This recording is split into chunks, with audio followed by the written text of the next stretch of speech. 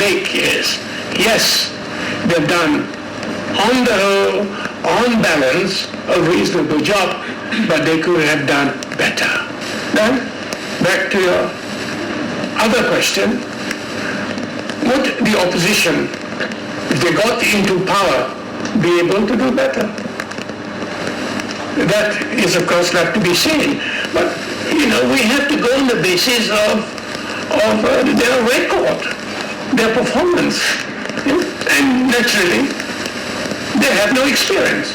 And Tengku, if you look at today's situation, there are drastic changes in the sense of policies and reaching out to the rakyat, and a lot of things has been done by the current ruling government.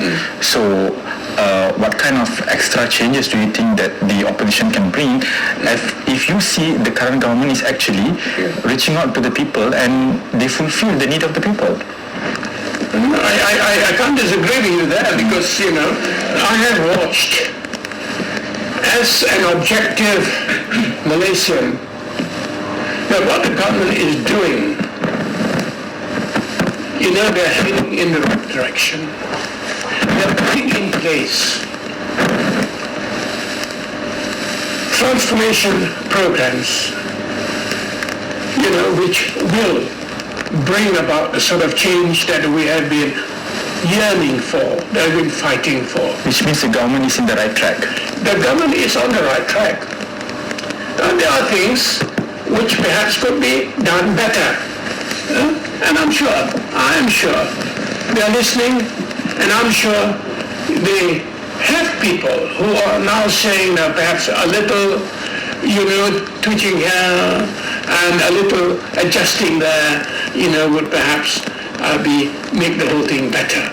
And I have absolute confidence that, and although a lot of my detractors, some of the people watching this program will say Engku Aziz have been bought over by UMNO, and some people have already said I have been paid millions of dollars by the MCA. So be it. That's their view. Let them enjoy themselves. Because, as far as I'm concerned, this seems to be kind of standard script for anyone who disagrees with them. Now, can they do a better job? It's not easy, to govern one of the difficult countries in the world. We may say we can do better, but what experience you really can bring to bear on this monumental task of running this country? This is a multiracial country, multi-religious, multicultural. You pass a set of laws which may please the Malays, for example, but which the Chinese will not be happy with, or the Indians will think that, they don't like this, the Malays like it, and so all this, it's like walking a tight rope. Not easy, I wish everybody well. The thing is to think in terms of the interest of our people. It's for some politicians, get to Putrajaya and we will change everything. Now, that is easier said than done. So my plea is, the government is listening. We have made our protests known to them. But don't forget, they are a legitimate government elected by us. And they are there. Go and talk to them. All right, we have made our point. We have had 3 protests. Do you think we need any more? The government is listening. And although, I belong to an opposition party, I can see the merit of what they're doing. I can see the virtues of what they are doing because they are listening. A non-listening government will not be doing all of these things. We always think we can do better, but really give them a chance to show that what they're doing is going to be for the benefit of the country's health. Tengku, my last for you, with all that which is happening now, do you have any plans to resign, or do you think DAP is going to sack you, and what are your plans after this? Well, I've been warned by friends and colleagues that I should be prepared to be sacked. I have no problem with that.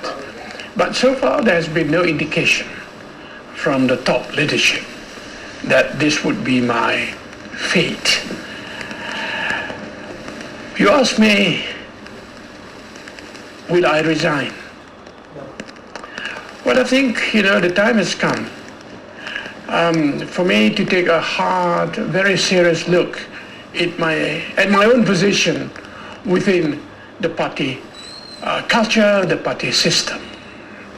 I naturally have received a lot of very helpful advice from my immediate family, from friends and other well-wishers.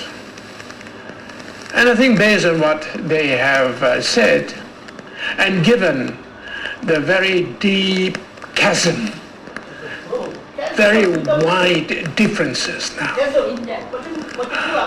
which are irreconcilable, there is no alternative but for me to seek to withdraw with some dignity left. And I will therefore resign my membership from the DAP, and I will be advising the party within the next few minutes. And in doing so, I hope there'll be no rancor, because I do wish the party well in their plans for the future. So, this is really, for me, the parting of the ways.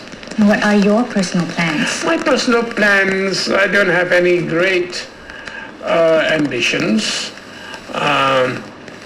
But, I am still, I think, in a position to make some contribution in whatever capacity to the country.